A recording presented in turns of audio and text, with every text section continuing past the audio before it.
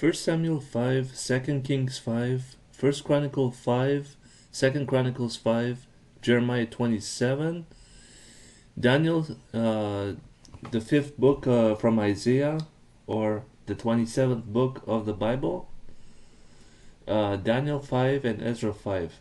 What do these books have in common? What do their chapter 5s and their or the fifth book of their cycle or the inner wheel have in common? The fifth spoke of the Bible wheel, and the inner wheels of several books share the theme of carrying over, bringing the Ark of the Covenant, the people into captivity, the house of God, or an idol. There's more to this when you consider the numbers used within the text, such as the fifth year, fifth month, or of a king's reign or feast day. It's not just the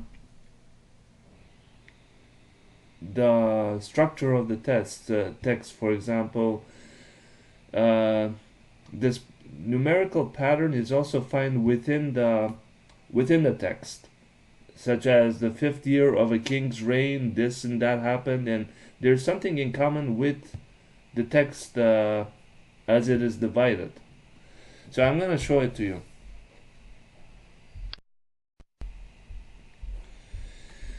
So we're looking at the inner wheel of 1 Samuel. 1 Samuel chapter 5 is on the Hey letter, and the fifth spoke. Whereas the fifth spoke of the second cycle of 1 Samuel is 1 Samuel chapter 27. And I haven't looked into 1 Samuel 27 closely, but one thing is for sure, 1 Samuel, the first few chapters of 1 Samuel match the number of books, the first few books in the Bible. For example, 1 Samuel 1 matches Genesis, where you have certain things in common, like women being barren, such as Sarah was barren, Rachel was barren, certain kings' wives and mistresses were barren, and they couldn't have any children. Whereas 1 Samuel 1, Hannah was barren, but whereas Peninnah had a lot of children, had a good number of children. And 1 Samuel 2 matches the second book of the Bible, Exodus, that there was a reminder of bringing Israel out of Egypt. And I haven't looked at it in detail. I think it had to do with First Samuel. Samuel growing up, and he had some things in common with Moses.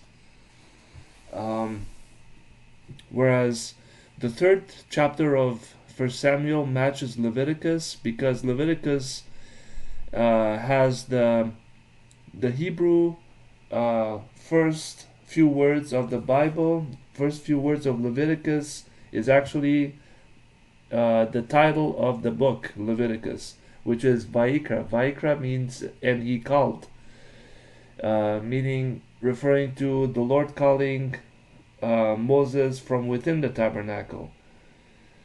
And 1 Samuel 3, the Lord was calling Samuel several times, and at that time it says that Samuel didn't know the Lord, and from that point he knew about him. God trusted him with what he's gonna do to Israel and so on. He became the prophet from a very young age. And then we go on to 1 Samuel 4, where there was actually a war that with the Philistines, and um, and it matches the book of Numbers, because Numbers is named Numbers because they numbered Israel to prepare them for war. And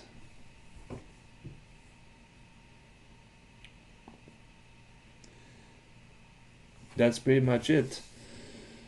I haven't looked in detail, but uh, I did look at 1 Samuel 5, and this is the result that I've got.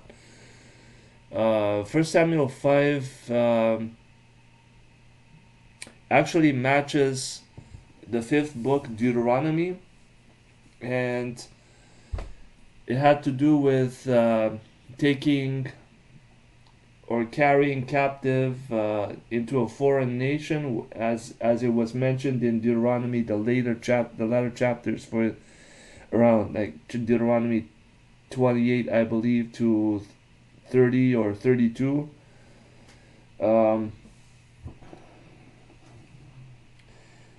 And going on to like an overall understanding between 1 Samuel 6 and Joshua. The name Joshua is mentioned in 1 Samuel 6, Joshua's field. And again, 1 Samuel 6, I haven't looked much into it yet. Then 1 Samuel 7 had to do with Judges, the seventh book. As you know, Samuel was also a judge. He judged Israel just as his children judged Israel. Whereas 1 Samuel 8 is a continuation of the judge, but its focus is a continuation of the subject, the theme of Judges, but it's focused more on their kin. For example, 1 Samuel 8, it mentions that Samuel's children took bribes, but they were Samuel's children, and it matches Ruth and Amos, the 8th book of the second cycle,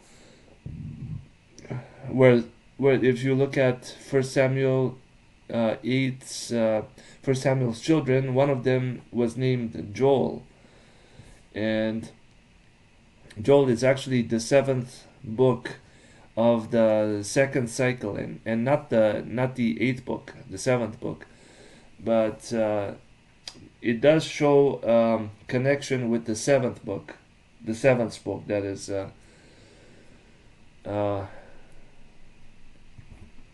Then we go on to 1 Samuel 9, where Saul is introduced, and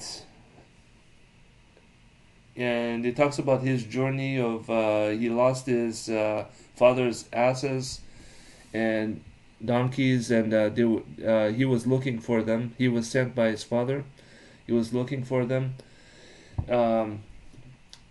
And the observation on this is that in 1 Samuel 1 is the introduction of and the birth of 1 Samuel.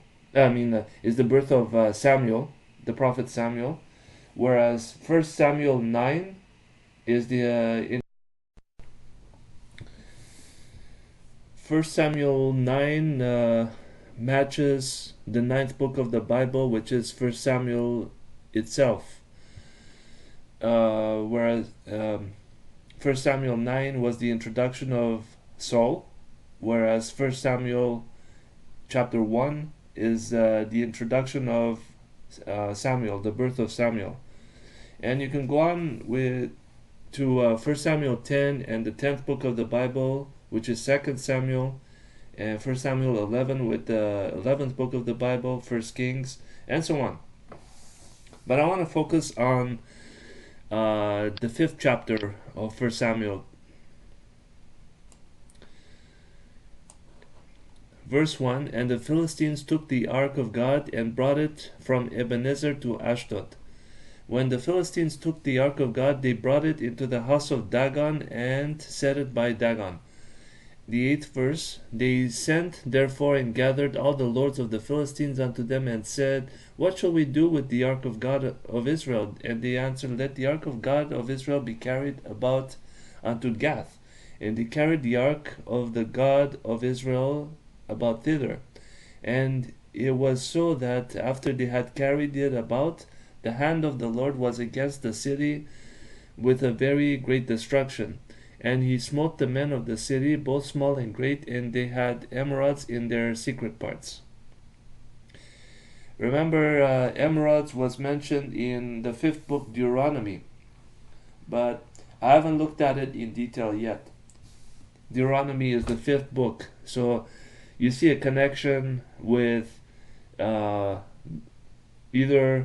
a people being carried captive into a foreign land, or in this case it's the ark of God alone that's being carried in a foreign land. And okay, jumping on from 1 Samuel 5 to 2 Kings 5,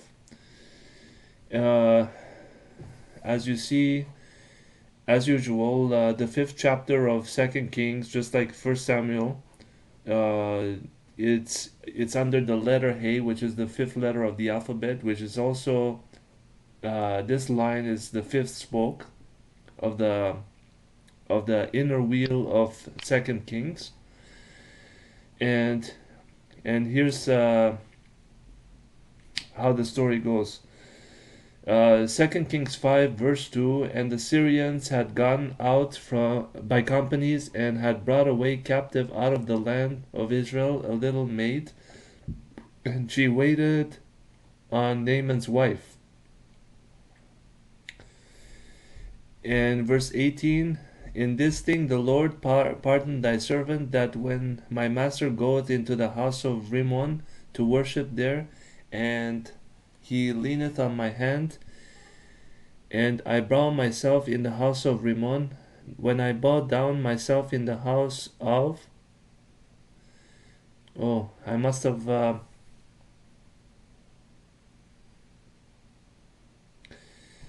I must have either repeated this